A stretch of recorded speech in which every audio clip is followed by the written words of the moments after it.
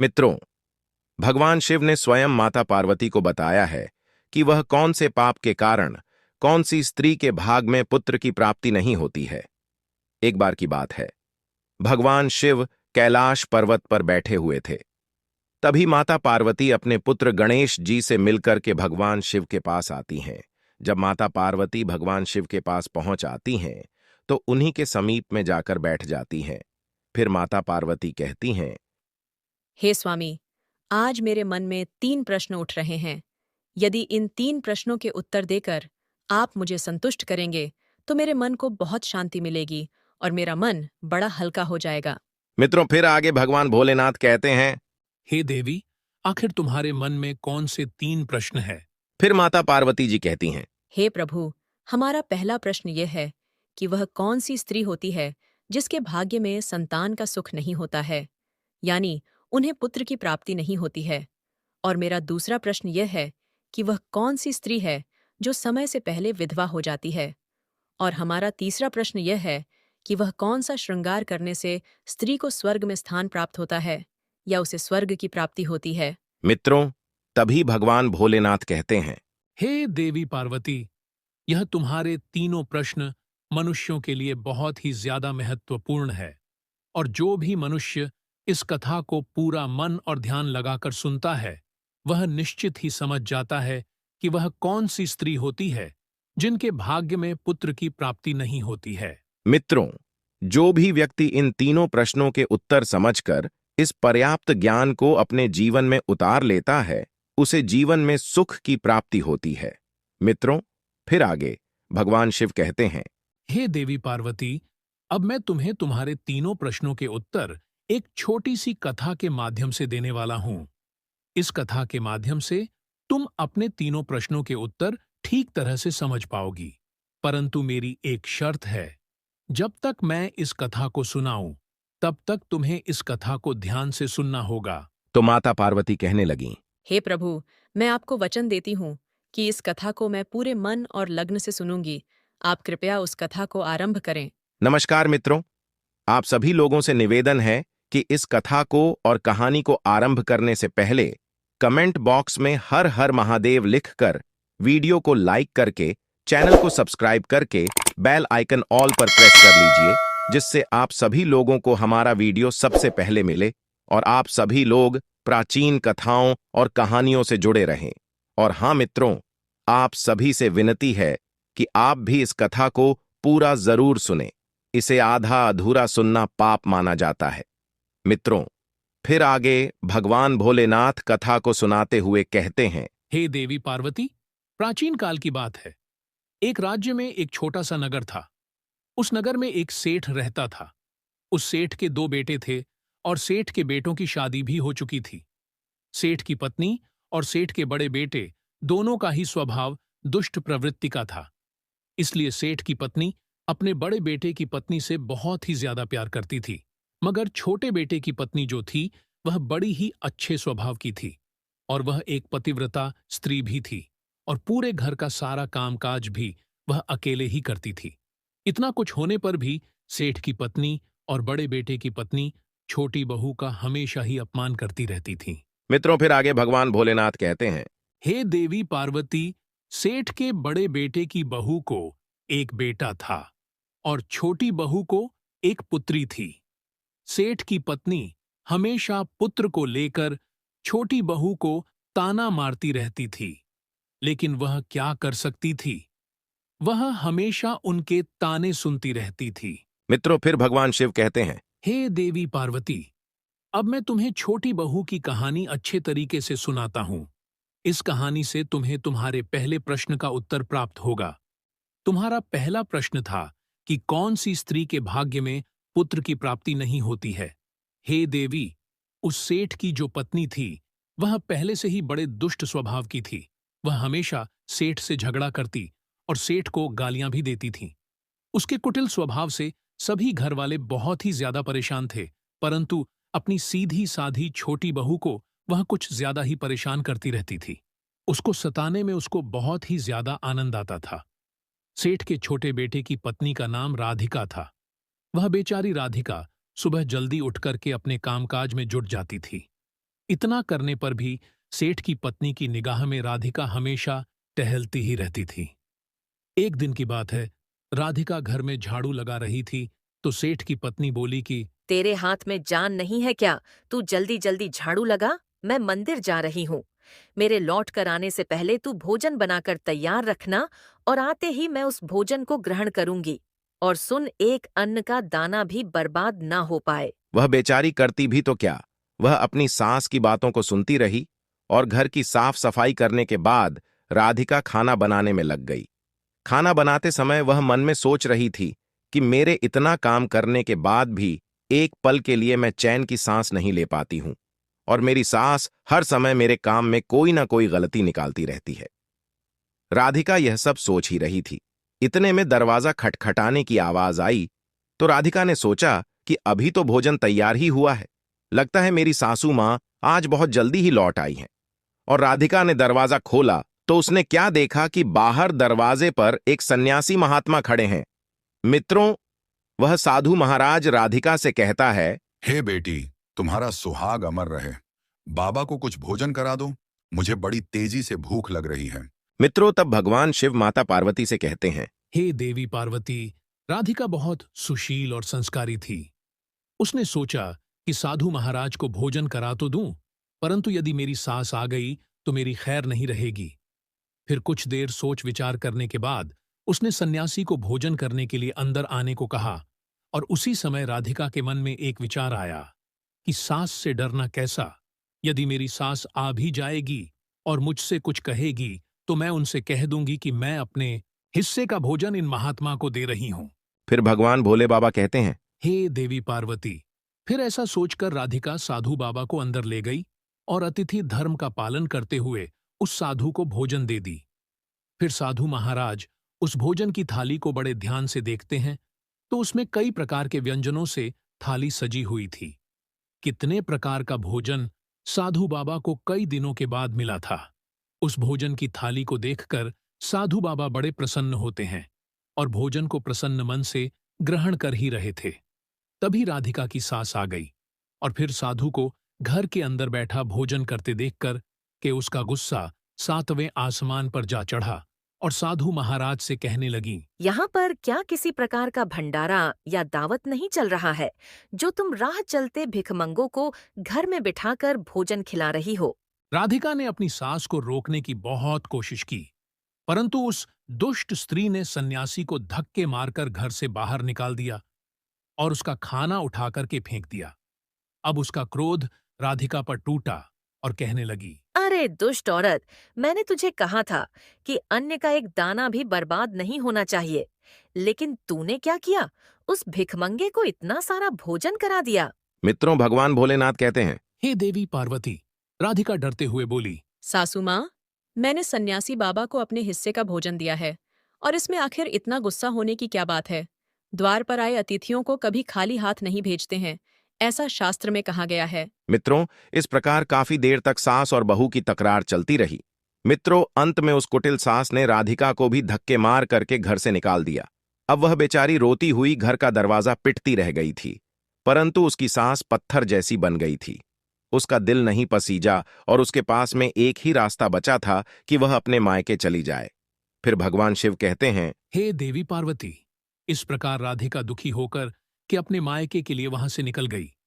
जब रास्ते से जा रही थी तभी बीच रास्ते में एक घना जंगल भी पड़ता था। राधिका भूख प्यास से तड़पती हुई अपने मायके के लिए चली जा रही थी। तभी अचानक जोरों से बादल गरजे और मूसलाधार बारिश शुरू होने की संभावना हो रही थी। बारिश से बचने के लिए राधिका ने एक पेड़ के नीचे जाकर खड़ी हो गई, लेकिन वर्ष का कोप इतना तेज था कि बचना मुश्किल हो गया था और उसी पेड़ में एक कोटर बना हुआ था। राधिका कुछ सोचकर उसी में जाकर बैठ गई। फिर बारिश रुकने का इंतजार करने लगी और जब तक वर्षा हो रही है वह उसी कोटर में बैठी थी, बारिश से अपनी सुरक्षा कर रही थी। दोस्तों, फिर आगे भगवान भोलेनाथ कहते हैं, हे देवी पार्वती। जब राधिका उस पेड़ के कोटर के पास बैठी थी तभी उस कोटर में से एक साधु प्रकट हुए। फिर साधु बाबा ने कहा, बेटी, रोना धोना तुम बंद करो। मुझे मालूम है कि तुम्हारे घर वाले तुम्हारा अनादर इसलिए करते हैं कि वह दुष्ट स्वभाव के हैं, इसलिए तुम्हें ताना मारते हैं कि तुम्हारी जेठानी को पुत्र की प्राप्ति हो गई है और तुम्हें अभी तक पुत्र की प्राप्ति नहीं हुई है। इसलिए तुम चिंता मत करो, मैं तुम्हें एक पर्ची देता हूं। इस पर्ची में जो उपाय लिखा है उसे पूरी निष्ठा से करना और फिर तुम्हें एक गुणवान और बुद्धिमान पुत्र प्राप्त होगा। मित्रों, इस प्रकार वह संत महात्मा पर्ची देकर वहां से अंतर्ध्यान हो गए। उधर जब वर्षा बंद हो गई तो राधिका को ढूंढता हुआ उसका पति वहां पर पहुंच गया और फिर राधिका मायके न जाकर उसी जंगल में एक कुटिया बनाकर रहने लगी। मित्रों, फिर भगवान शिव कहते हैं, हे देवी, एक दिन की बात है, राधिका को पुत्र का ख्याल आया और सोचने लगी कि यदि मेरे पास में भी एक पुत्र होता तो ससुराल में मेरी भी बहुत इज्जत होती। वह ऐसा सोच ही रही थी कि उसे साधु बाबा की दी हुई वह पर्ची याद आ गई, और जब राधिका ने पुत्र प्राप्ति के लिए उस पर्ची को खोलकर पढ़ा तो उसमें लिखा था कि बेटी पुत्र प्राप्ति के लिए हमेशा स्त्री को हमेशा पुरुष के बाईं तरफ सोना चाहिए। ऐसा करने से कुछ समय के बाद में बाई करवट लेटने से नाक का दया स्वर और दाहिनी करवट लेटने से नाक का बायां स्वर चालू हो जाता है, और फिर जब भी पुत्र प्राप्ति की इच्छा हो तो उसे उसी स्थिति में मिलन से पहले यह निश्चित करना चाहिए कि पुरुष का दया स्वर चलने लगे और स्त्री का बाएं स्वर चलने लगे। इस समय गर्भ धारण किया जाना चाहिए। ऐसा करने से निश्चित ही पुत्र की प्राप्ति होती है, और इसके विपरीत नाक के स्वर चलने से पुत्री होती है। मित्रों, पर्ची में आगे लिखा था कि मासिक धर्म शुरू होने के प्रथम 4 दिवस में मिलन से पुरुष योग को प्राप्ति होता है। 5वीं रात्रि में मिलन से कन्या की प्राप्ति होती है। 6ठी रात्रि में मिलन से पुत्र होता है। 7वीं रात्रि में मिलन से बंध्या पुत्री होती है। 8वीं रात्रि मिलन से ईश्वरशाली पुत्र प्रति होता है। 9वीं रात्रि में मिलन से ऐश्वर्यशैली पुत्री होती है। 10वीं रात्रि में मिलन से अतिश्रेष्ठ पुत्र होता है। 11वीं रात्रि में मिलन से सुंदर अच्छे संस्कार वाली पुत्री होती है। दोस्तों, फिर भगवान शिव कहते हैं, हे देवी, इस प्रकार उस राधिका ने 10वीं रात्रि में अपने पति से मिलान करती है और इस प्रकार से वह गर्भवती हो जाती है। अब सुबह स्नान आदि से निवृत्त होकर के पूजा पाठ करके राधिका का पति लकड़ी काटने चला गया। उसके पति के जाने के बाद तूफान आ गया।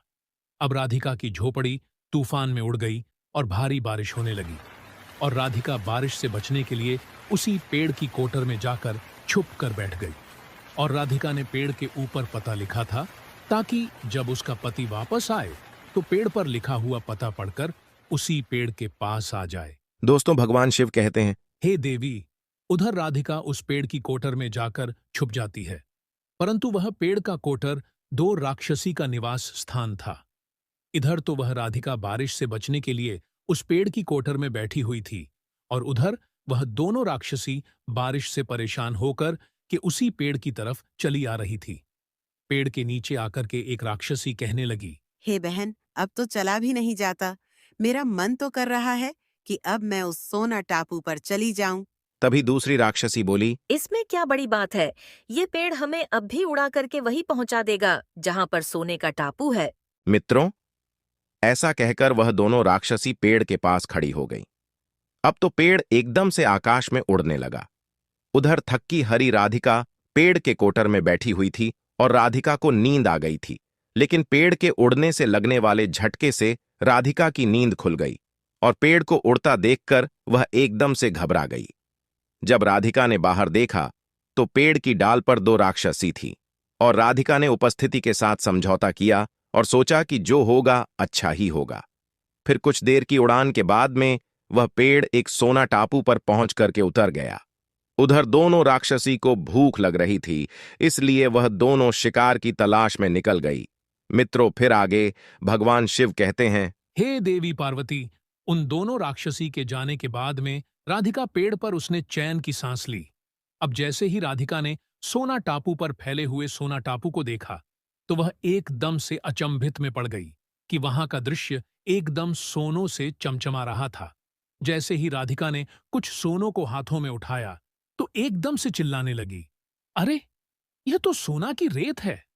और फिर राधिका ने अपनी साड़ी की आंचल में वह जितना रेत बांध सकती थी उसने बांध ली और पुनः आकर के उसी पेड़ की कोटर में बैठ गई। मित्रों, आगे भगवान शिव कहते हैं, हे देवी, जब उधर दोनों राक्षसी पेड़ पर वापस आ गईं और वह आपस में कहने लगी, आज तो भरपेट खाना खा करके पूरी भूख मिट गई है।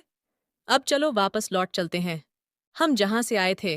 फिर इस प्रकार थोड़ी देर में वह पेड़ आकाश मार्ग से उड़ करके सीधा उसी इस स्थान पर पहुंच गया जहां से वह पेड़ उड़ करके गया था। वह राधिका अभी तक उसी पेड़ के कोटर में बैठी हुई थी, जब तक किसी कार्य वश वह राक्षसी उस पेड़ से चली नहीं गई। और जैसे ही वह दोनों उस पेड़ से चली गई, वैसे ही राधिका सोने की रेत लेकर के उस कोटर से बाहर आ गई और मन में सोचने लगी कि इतना सारा सोना देख करके मेरी सासू माँ खुश हो जाएगी और अब मैं अपने ससुराल वापस जाऊंगी और अपनी सासू माँ को इतना सारा सोना दूंगी। फिर वह मुझसे कभी भी नफरत नहीं करेगी और मुझसे प्यार करने लगेगी। मित्रों, फिर आगे भगवान भोले बाबा माता पार्वती से कहते हैं, हे देवी, इधर तो राधिका ऐसा सोच रही थी, तब तक राधिका का पति ढूंढता हुआ उसी पेड़ के पास आ जाता है। फिर राधिका अपने पति को सारी बात बताती है और अपने पति के साथ वापस अपने ससुराल के लिए वहां से चल देती है।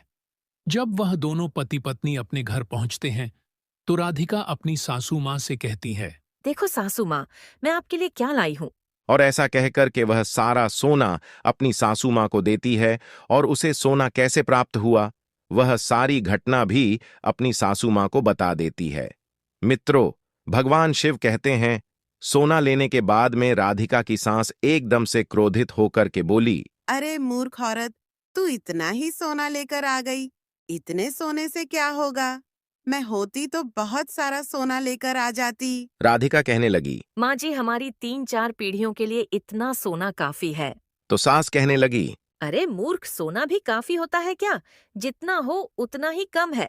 अब देख, मैं जाऊंगी और देखना, ढेर सारा सोना लेकर आऊंगी। मित्रों, भगवान शिव कहते हैं, हे देवी पार्वती।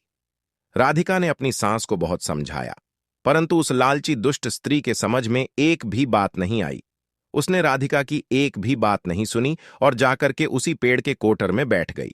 उधर वह दोनों राक्षसी जैसे ही पेड़ पर आई तो एकदम से वह पेड़ उड़ने लगा, उड़ता हुआ जा रहा था।